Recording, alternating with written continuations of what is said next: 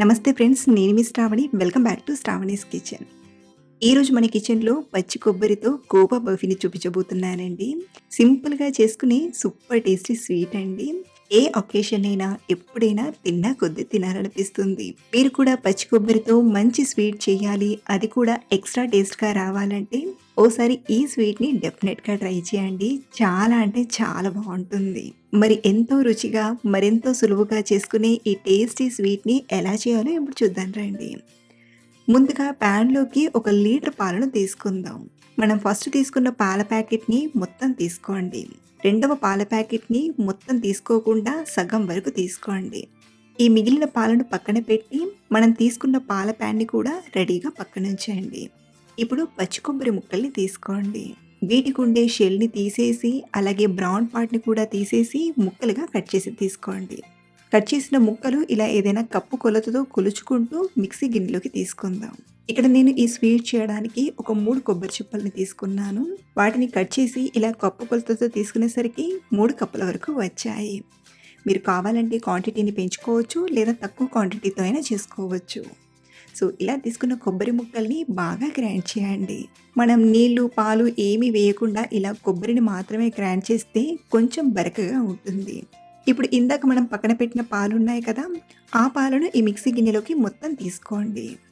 ఇలా పాలను తీసుకొని మరొకసారి మెత్తగా రుబ్బి తీసుకున్నామంటే ఈ కొబ్బరి అనేది చిన్నగా సాఫ్ట్గా వస్తుంది. చూడండి, ఇలా మెత్తగా గ్రైండ్ చేశాక ఇలా గ్రైండ్ చేసిన ఈ కొబ్బరి పేస్ట్ని పాలలోకి తీసుకుందాం.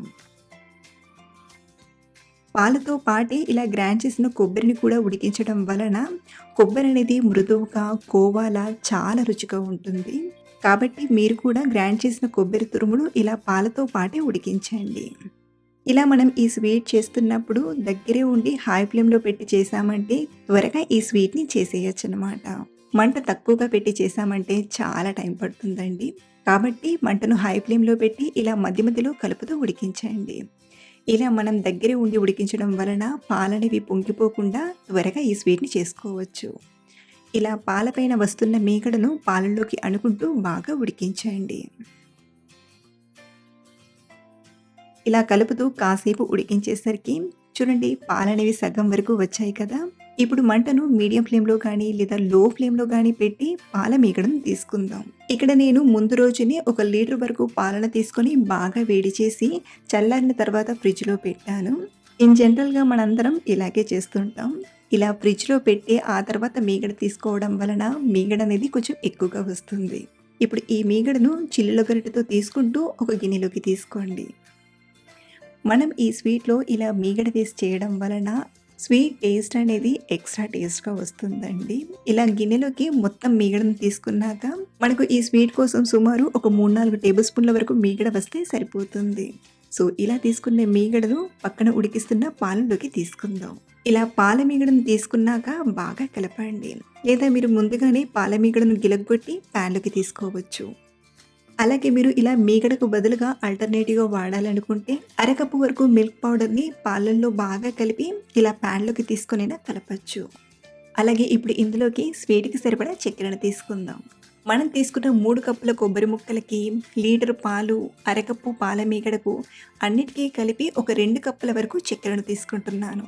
మనం చేసి ఈ స్వీట్ క్వాంటిటీకి ఈ క్వాంటిటీ చక్కెర అనేది స్వీట్ అనేది కరెక్ట్గా సరిపోతుంది.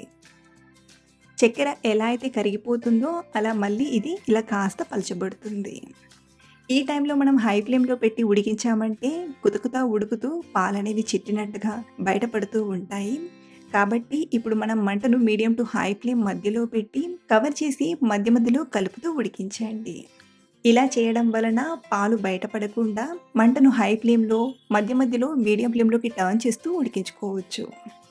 ఇలా మనం మధ్య మధ్యలో కలుపుతూ ఇందులో ఉన్న పాల క్వాంటిటీ అనేది తగ్గేంత వరకు బాగా ఉడికించండి. ఎప్పుడైతే పాల క్వాంటిటీ పూర్తిగా తగ్గిపోయి ఇలా దగ్గర పడుతుందో అప్పుడు మూతను పక్కన పెట్టేసి కలుపుతూ ఉడికించండి.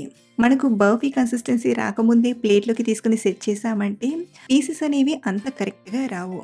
కాబట్టి కన్సిస్టెన్సీ వచ్చేంత వరకు ఇలా కలుపుతూ ఉడికించండి. ఇందులో ఉన్న వాటర్ కంటెంట్ తగ్గిపోయేంత వరకు ఫ్లేమ్ని హై టు మీడియం ఫ్లేమ్లోకి అడ్జస్ట్ చేసుకుంటూ బాగా ఉడికించండి. మనకు ఇందులో ఉన్న నీళ్లు తగ్గిపోయి ప్యాన్కి కొంచెం స్టిక్ అవుతుందంటే కన్సిస్టెన్సీ వచ్చినట్లు. లేదా చేతులకు కొంచెం నెయ్యిని అప్లై చేసుకొని, కొంచెం స్వీట్‌ని తీసుకొని ఉండలా చేశామంటే చక్కగా ఇలా ఉండ షేప్ వచ్చినా, మనకు కావాల్సినట్టుగా ఆ కన్సిస్టెన్సీ అనేది వచ్చినట్లు. ఇక్కడ మనకైతే కన్సిస్టెన్సీ అనేది బాగా వచ్చింది. ఇప్పుడు స్టవ్ ఆఫ్ చేసేసి ప్లేట్‌లోకి తీసుకుందాం. అలాగే మీరు కావాలంటే ఇదే టైంలో ఒక అర టీ స్పూన్ యాలకుల పొడిని తీసుకొనైనా ప్రిపేర్ చేసుకోవచ్చు. బట్ ఇక్కడ నేను ఆ కొబ్బరి ఫ్లేవర్ అనేది నేచురల్‌గా తెలియడానికి యాలకుల పొడి అనేది వేయట్లేదు. మీరు కావాలంటే చివర్లో యాలకుల పొడి వేసి కలిపితే సరిపోతుంది. ఇప్పుడు బర్ఫీలో సెట్ చేయడానికి ఇక్కడ నేను ఇలా ఫ్లాట్‌గా ఉండే స్టీల్ ప్లేట్‌ని తీసుకున్నాను. అలాగే బటర్ పేపర్‌ని పెట్టి సెట్ చేస్తున్నానండి.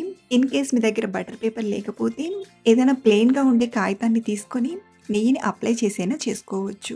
కొంచెం నెయ్యిని తీసుకొని ఇలా బాగా అప్లై చేశాక మనం తయారు చేసిన స్వీట్‌ని తీసుకొని సమానంగా స్ప్రెడ్ చేయండి.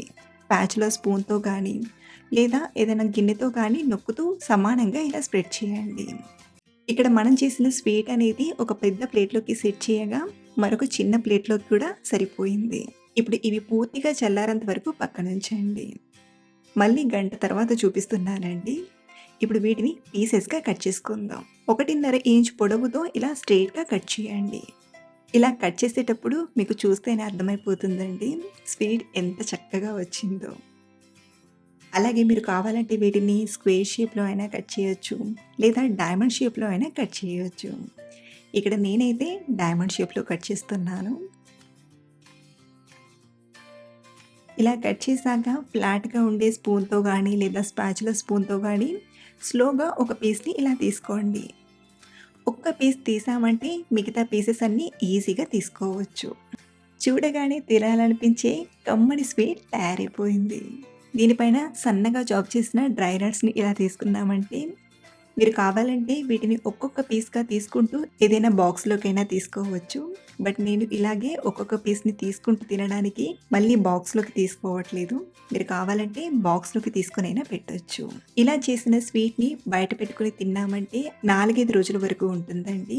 అది మనం ఫ్రిడ్జ్‌లో పెట్టుకున్నామంటే 10, 15 రోజుల వరకు తినొచ్చు. మరిన్ని ఇలాంటి సింపుల్ అండ్ టేస్టీ రెసిపీస్ కోసం మన ఛానల్‌ని ఫాలో అవ్వండి. Thanks for watching.